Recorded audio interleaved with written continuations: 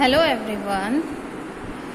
बेटा आज हमारा नेक्स्ट टॉपिक है types of data required for estimating elasticities. देखो हमें यहाँ पे टाइप्स पढ़ने हैं अपने डाटास के जो हमें रिक्वायर्ड होते हैं हमारे एस्टिमेट लगाने के। जो हम इलास्टिसिटीज़ हमने पढ़ी हैं, जैसे डिमांड की पढ़ी है, सप्लाई की पढ़ी है, तो उनका एस्टिमेट लगाने के लिए हमें इन टाइप्स के डाटा की रिक्वायरमेंट होती है।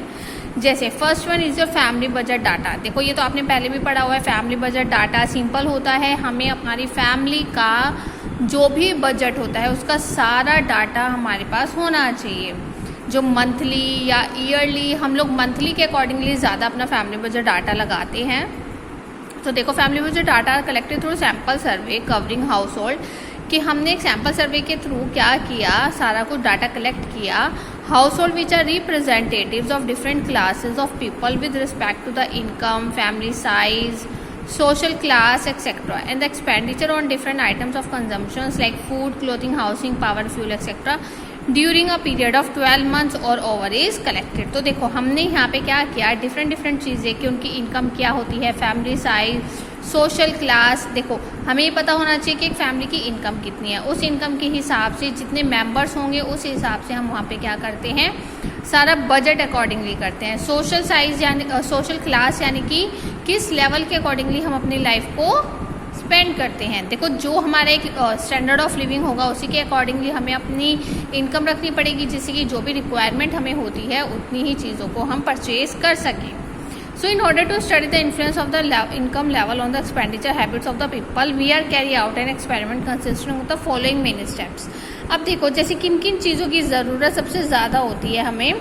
The first step is to select a group of household which are homogeneous as possible, जैसे कि regional environment, social and economic characteristic, family size and other factors that the affect the demand without making any reference to their family income. कि हमें क्या करना होगा, सारा का सारा डाटा जो भी होता है हमारा फैमिली का, वो हमें ये ध्यान रखना होगा कि किन किन चीज़ों की डिमांड हमारी फैमिली में सबसे ज़्यादा होती है, बिना किसी फैमिली इनकम को ज़्यादा ध्यान में रखते हुए। जो बेसिक नीड्स होती हैं उनको तो देखो हमें रखना ही रखना होता है ना। So the next step consist in regulating the family income by allotting the household to the different income levels at random. अब कुछ चीज़ें तो ऐसी होती है जो एसेंशियल नीड्स होती है वो तो हम लेंगे ही। यहाँ पर फिर वो कह रहे हैं कि कुछ हमें ये भी देखना होता है कि जो हमारी इनकम होती है उसके अकॉर्डिंगली हम अपनी फैमिली को, जो भी हमारे हाउस होल्ड होती हैं उनके हिसाब से हम कैसे हर एक चीज़ को मैनेज करते हैं। So finally a detail account of the expenditure of each house hold during a period of 12 months on the various budget items is combined. जब हम अलग अलग जो भी हमारे बजट्स होती हैं 12 महीने के हिसाब से हम उनको कंपाइल करते हैं। So in demand analysis family budget data we mean the data collected through an experiment with the above 3 steps. हम इन 3 स्टेप से क्या करते हैं, अलग अलग डाटा को कलेक्ट करते हैं और उससे हमें हमारा सारा का सारा बजट डाटा पता चल जाता है। नेक्स्ट आता है बेटा हमारा टाइम सीरीज डाटा। देखो टाइम सीरीज आपने पहले पढ़ा हुआ है पहले सेमेस्टर में, तो टाइम सीरीज डाटा यहाँ पर बेटा बिल्कुल सेम वही है कि टाइम के अकॉर्डिंगली हमें सारा का सारा डाटा पता होना चाहिए कि जो भी हमारी कमोडिटीज़ होती हैं उनके प्राइजेज, उनकी क्वांटिटीज़ की, मतलब क्वांटिटीज़ कितने अमाउंट में ख़रीदी जा रही है, कितने अमाउंट में सेल की जा रही है, और उनका जो प्राइस है वो किस हिसाब से हमें रखना है कि हमारी ज़्यादा से ज़्यादा उसकी डिमांड हो और ज़्यादा से ज़्यादा लोग उसको परचेज़ करें। ठीक है, तो बेटा जो टाइम सीरीज डाटा है ये सारा का सारा आप लोगों ने खुद पढ़ना है, क्योंकि टाइम सीरीज आप पहले ही पढ़ चुके हो। वही सेम टॉपिक है आपका जो आपने 5th सेम में पढ़ा था। ठीक है, और ये रिमार्क है, रिमार्क भी आपका बिल्कुल सेम एज इट इज़ वही है, यहाँ तक कुछ भी चेंज नहीं है। अगर आपने 5th सेम में टाइम सीरीज वाला टॉपिक अच्छे से पढ़ा होगा, आपको ध्यान होगा, तो आपको ये सारा का सारा टॉपिक अच्छे से समझ आ जाएगा। ठीक है, चलो इसके बाद नेक्स्ट आता है हमारा now we discuss below some of the methods of estimating demand functions given in earlier lecture. इसमें हमने बेसिकली क्या पढ़ना है, कुछ मेथड्स पढ़ने हैं। उन मेथड्स में हम क्या पढ़ रहे हैं, एस्टिमेट लगा रहे हैं अबाउट द डिमांड फंक्शन। जैसे फर्स्ट हमारा मेथड है लियोनटिव्स मेथड, यानी कि from the time series data. Time series data में से ही हम इस मेथड को पढ़ते हैं। ठीक है, चलो सबसे पहले हम इसकी अजम्पशंस देखते हैं। अजम्पशंस क्या हमारे इस मेथड की। Leontief's method is based on the following assumptions. Each market transaction represent the intersection of the instantaneous demand and supply curve which change there position from time to time. अब देखो बेटा, जो हम transaction कर रहे हैं हमारे हर एक आइटम्स की, वो हमें क्या रिप्रेजेंट कराता है कि कितनी हमारी डिमांड है, कितनी हमारी सप्लाई हो रही है, according to the change there position from, मतलब टाइम के हिसाब से क्या क्या चेंजेस आ रहे हैं, क्या क्या चेंजेस नहीं आ रहे हैं। देखो पहले हम ये देखते हैं कि समर्स में कुछ आइटम्स की जो सेल है वो सबसे ज़्यादा हो जाती है, कुछ आइटम्स ऐसी होती हैं जो विंटर्स में सबसे ज़्यादा सेल की जाती हैं। तो हम यहाँ पे मार्केट के ट्रांजैक्शन देखते हैं, वो हमारा रिप्रेजेंट कराती है कि मतलब हम ये इंटरसेक्शन करके देखते हैं कि किस चीज़ों की डिमांड ज़्यादा है और किस चीज़ों की सप्लाई हमारी सबसे ज़्यादा है। So this implies that in addition to determining the elasticities of demand and supply, we must also study the extent to which the curves have shifted from time to time. तो इसमें हमें ये ध्यान रखना है कि क्या क्या चीज़ें हमारी अकॉर्डिंग टू द टाइम क्या हो रही हैं, शिफ्ट हो रही हैं। Now the second one is the shifting of supply and demand curves are independent of each other and do not affect the shape of the curve. कि कुछ हमारी जो शिफ्टिंग होती है सप्लाई और डिमांड की, जो इंडिपेंडेंट होते हैं एक दूसरे से, उनका क्या होता है, कुछ भी इफेक्ट नहीं पड़ता हमारे कर्व पे, उसे कोई भी फर्क नहीं पड़ेगा। जो भी शिफ्टिंग आप कर रहे हो तो वो हमारा बिल्कुल एज इट इज रहेगी, कोई प्रॉब्लम नहीं आएगी।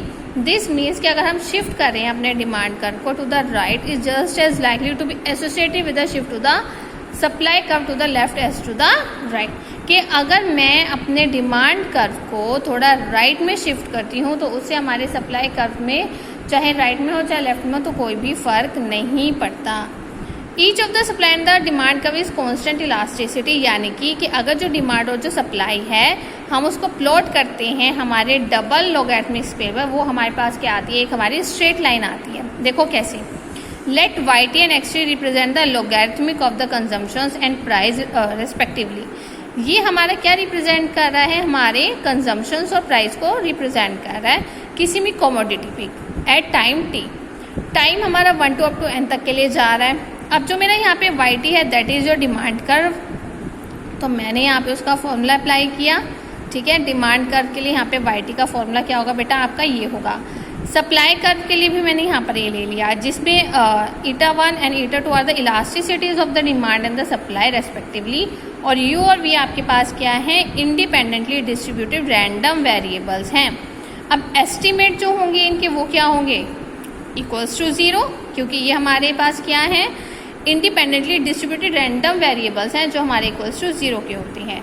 सो एज वी नो दैट कि ये दोनों इक्वेशन जो हैं, we have taken YT for consumption as well as supply, since for the market equilibrium we have, कि अगर हम मार्केट इक्विलिब्रियम के अकॉर्डिंगली चलें तो इक्विलिब्रियम में मैंने आपको बताया था कि हमारा जो डिमांड है और जो सप्लाई है वो दोनों क्या होते हैं, इक्वल होते हैं। अगर वो इक्वल होते हैं तो बेटा क्या मैं इसमें लॉग अप्लाई कर सकती हूँ, मैंने दोनों साइड क्या किया, लॉग अप्लाई किया, और इसको किसके इक्वल मान लिया, YT के इक्वल मान लिया। अगर मैं इसको YT के इक्वल मान लेती हूँ तो हमारे पास क्या हो जाएगा, ये दोनों इक्वेशन को क्या मैं ऐसे लिख सकती हूँ, ठीक है ना। ये वाले टर्म हम उधर ले जाएंगे, ये वाले टर्म उधर ले जाएंगे, ये दोनों टर्म हो जाएंगी। देन मल्टीप्लाई 4.19 एंड 4.20, यानी कि इन दोनों इक्वेशन को हमने क्या करना है बेटा, मल्टीप्लाई करना है। मल्टीप्लाई कैसे करना है, देखो ये दो ब्रैकेट्स हो जाएंगे, ये दोनों ब्रैकेट्स हो जाएंगे, तो इनको सिंपली मल्टीप्लिकेशन करके हमारे पास ये इक्वेशन हो जाएगी। तो आपको लेफ्ट हैंड साइड वाला लेफ्ट हैंड साइड मल्टीप्लाई करना है, राइट हैंड साइड वाला आपको राइट हैंड साइड ही मल्टीप्लाई करना है।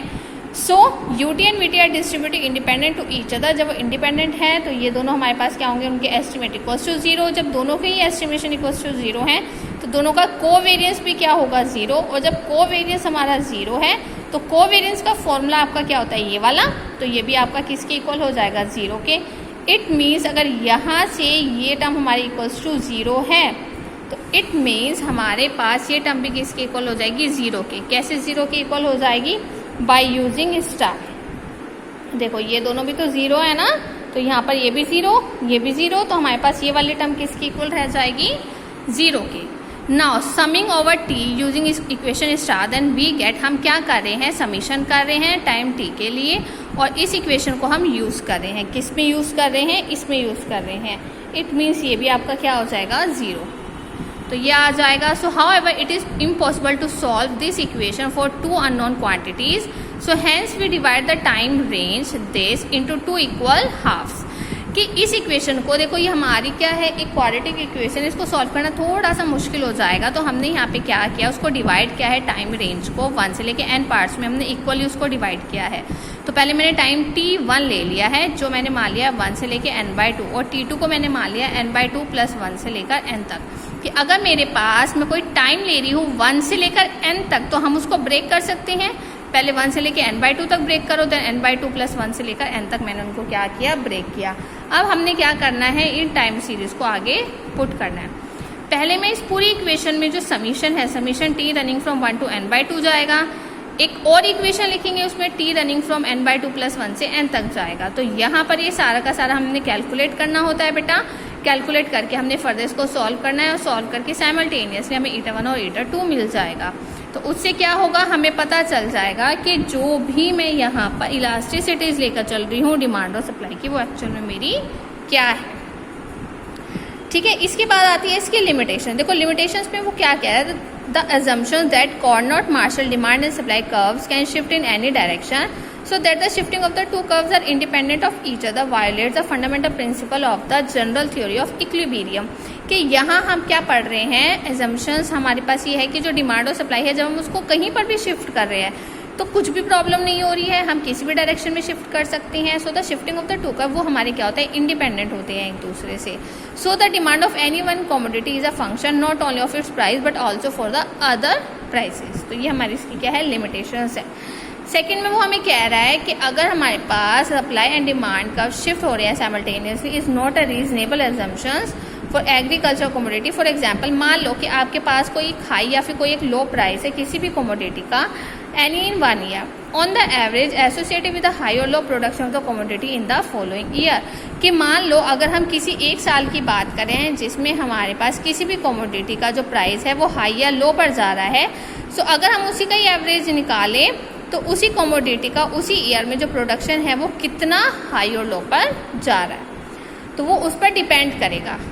So the assumptions that elasticities of demand and supply are constant may not hold, वो हमारा होल्ड नहीं करता।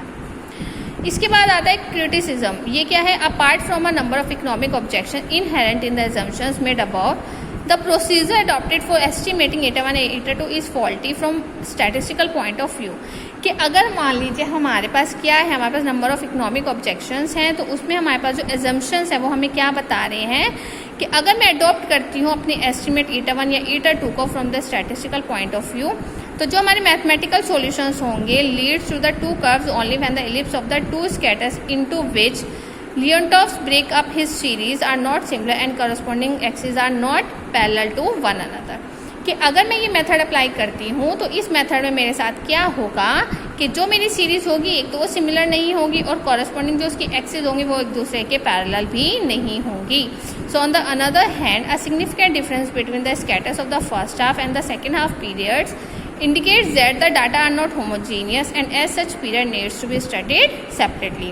तो इसी के हिसाब से हम क्या करते हैं, इन दोनों के बीच का डिफरेंस क्या है कि अगर मैं एक फर्स्ट हाफ और सेकेंड हाफ पीरियड लेती हूँ वो इंडिकेट करते हैं then the data are not homogeneous, और हम क्या करेंगे हर एक पीरियड को अलग अलग सेपरेटली क्या करेंगे, स्टडी करेंगे। ठीक है, तो बेटा आज के लेक्चर में बस इतना ही। यहाँ तक आप लोगों को अपना सारा टॉपिक पढ़ना है, और कोई भी प्रॉब्लम होगी then you have to ask, and please write your name and roll number in the comment box। Thank you।